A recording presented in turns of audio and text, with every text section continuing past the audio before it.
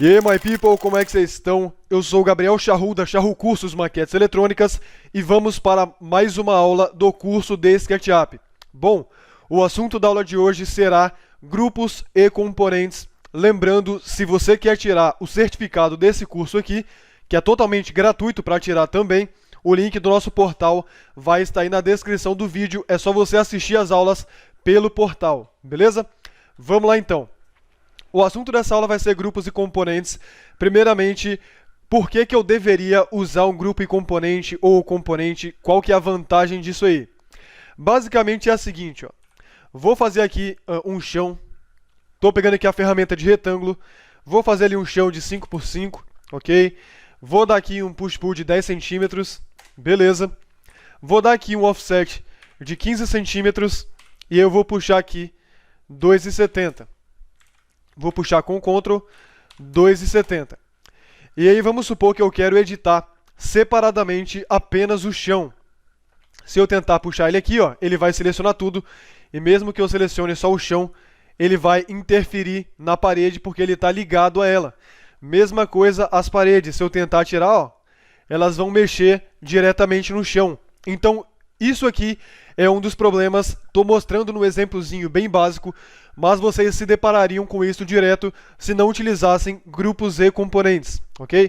Então vamos lá. Primeira coisa, como é que eu vou criar um grupo, como é que eu vou transformar alguma coisa em grupo? Venho aqui, faço o objeto que eu quero. Então o mesmo chão ali, ó, 5 por 5, beleza. Vou dar um push-pull aqui de 10 centímetros. Como é que faz para transformar esse objeto em grupo? Seleciona ele todo, então posso pegar aqui e selecionar, ou simplesmente dar 3 cliques consecutivos, botão direito do mouse, aqui na opção criar grupo, e aí ele foi e agrupou. Agora se eu vier aqui e quiser criar a minha parede, eu faço o quê? Crio outro retângulo aqui por cima, dou um offset nela aqui de 15 centímetros ou a dimensão que eu quiser. Eu vou deletar essa face aqui, ó, porque ela está sobrando, já tem o chão ali para mim. Vou puxar a parede aqui 2,70, 3 cliques na parede, botão direito do mouse, criar grupo, e agora eles estão separados aí. E agora, ó, eu posso tirar aqui meu chão, ou posso tirar aqui a minha parede tranquilamente, sem problema nenhum, sem problemas de modelagem. Tranquilo? Tá, mas e se eu quiser agora dar um offset nesse chão aqui, como é que eu faço? Eu vou simplesmente entrar na edição dele. Para fazer isso, você pode simplesmente dar 2 cliques, que ele vai entrar. Para você saber que está na edição, ó, ele vai fazer essa seleção em volta com esse pontilhado. Ou você pode clicar no objeto com o botão direito do mouse, editar grupo, e você vai ter entrado na edição do grupo. E aí sim eu posso dar aqui um offset, eu posso dar aqui um push-pull, eu posso fazer o que eu quiser. Se eu tentar dar um push-pull, um offset ou fazer qualquer edição nessa parede sem entrar no grupo, não vai adiantar. Se eu tentar dar o push-pull, ó, ele vai mostrar esse símbolo aí de proibido, digamos assim, né? Mesma coisa se eu tentar dar o offset, beleza?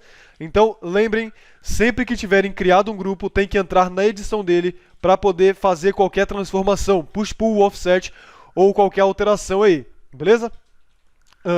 Então, ok, para você criar um grupo, é exatamente isso, só que a gente vai ter algumas opções nele aí. Primeira coisa, como é que eu faço para poder, além de editar, se eu quiser desassociar esse grupo ou fazer alguma outra coisa?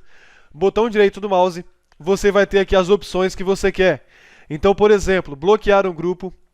Para que serve bloquear? É bom, né? Para que serve você bloquear um grupo?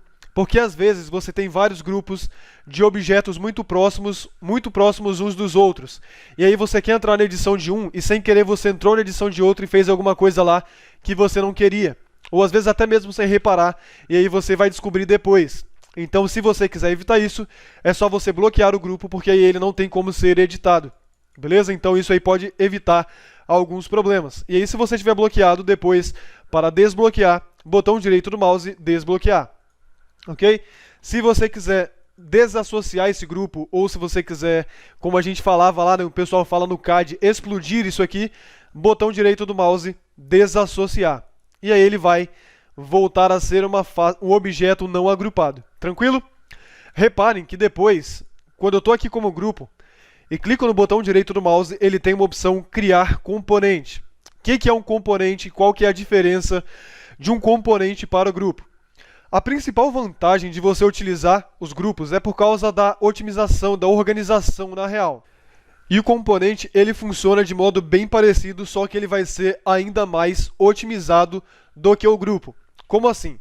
Bom, primeiro vamos ver como transformar um objeto em componente. Se o seu objeto já estiver agrupado, é só clicar com o botão direito do mouse, vir aqui e clicar em Criar Componente. Se seu objeto não estiver agrupado, é só você vir aqui, selecionar ele, botão direito do mouse e clicar diretamente em Criar Componente, ok? Reparem que vai aparecer a mesma caixinha de informações para você aqui. Então, eu vou fazer nesse, ou melhor, vou vir aqui, M de mover, Ctrl para copiar, cliquei na setinha da esquerda para travar o eixo, vou colocar lado a lado aqui.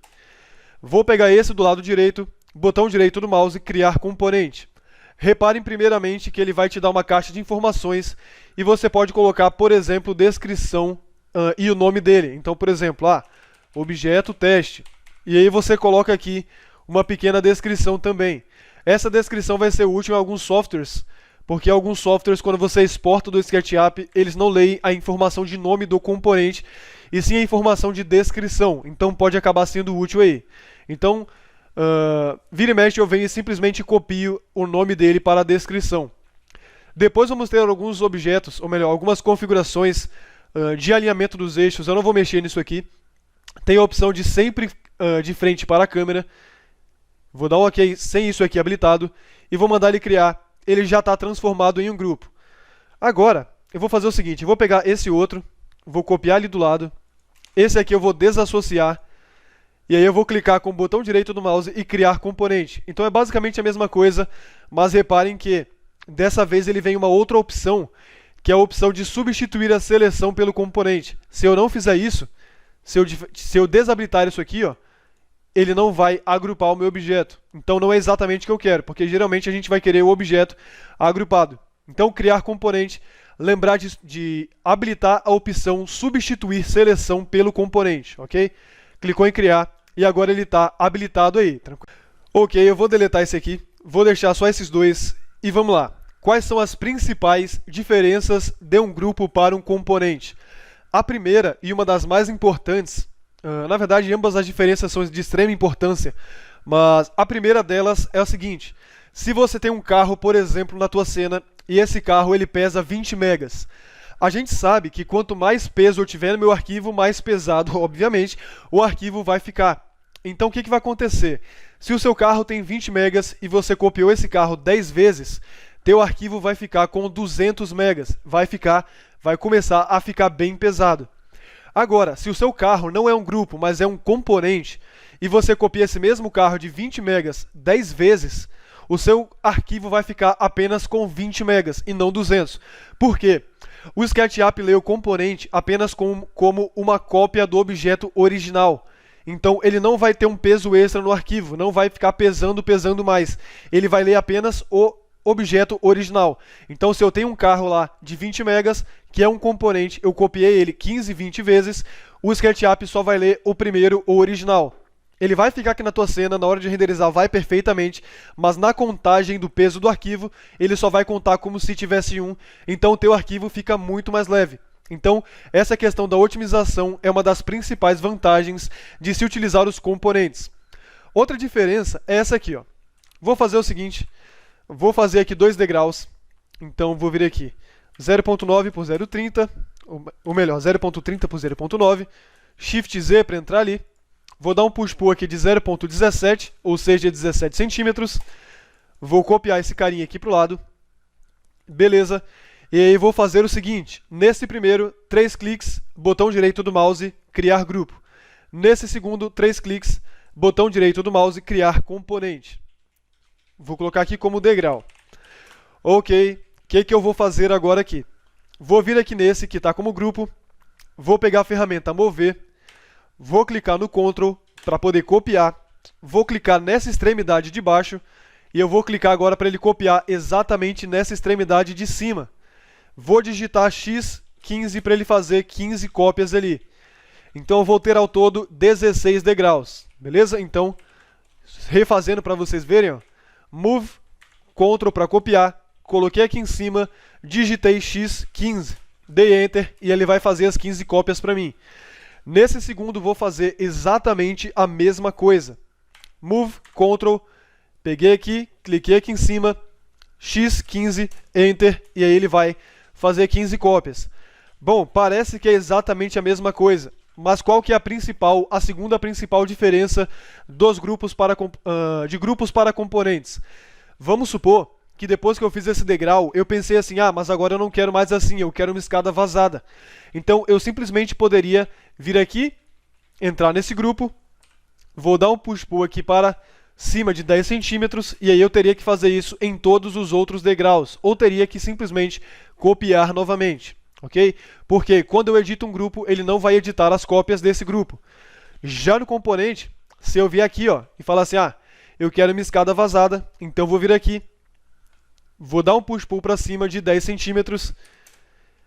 E agora, o que ele fez? Ele editou todos os degraus para mim. Todas as cópias do componente vão ser editadas junto com o próprio componente. Isso é uma coisa que facilita demais.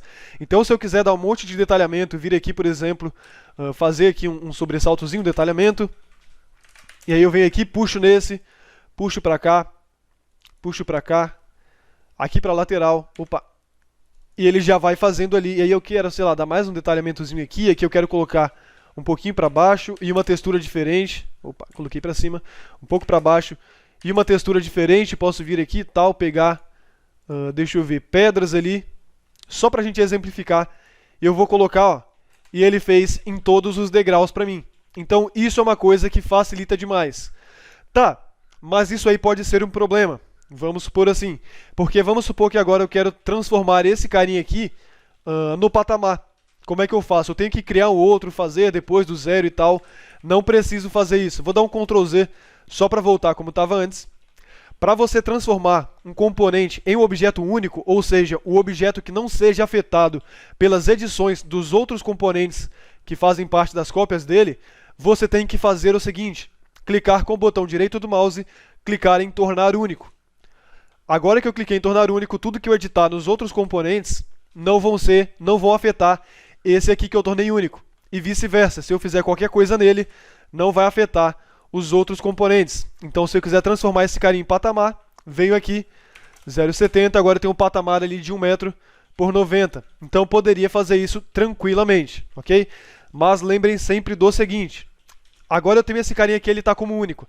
Só que se eu copiar esse carinha aqui para frente, sei lá, X5, o que eu editar das cópias dele vai afetar em todos os que fazem parte das mesmas cópias, ou melhor, em todas as cópias desse componente original aqui, beleza? Então, se você transformou o objeto em único e copiou, vale lembrar que as cópias dele vão estar ligadas a ele. Caso você queira transformar novamente em único, tem que clicar novamente no objeto que você quer que seja como único e clicar em tornar único, tranquilo? Então, essa é uma das outras grandes diferenças do componente.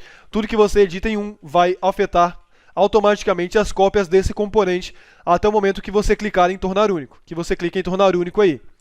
Outras opções interessantes que a gente tem aqui dos componentes é o seguinte: vou deletar esse pessoal, vou criar aqui uma face qualquer e eu vou importar, vou vir aqui em janela 3D Warehouse e eu vou importar aqui um poste de luz, pode ser.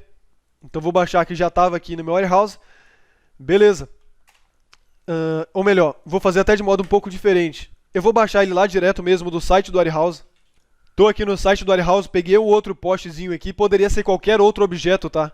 Vou fazer o download dele, ok. Vou salvar ali na minha área de trabalho, ou no lugar que vocês quiserem.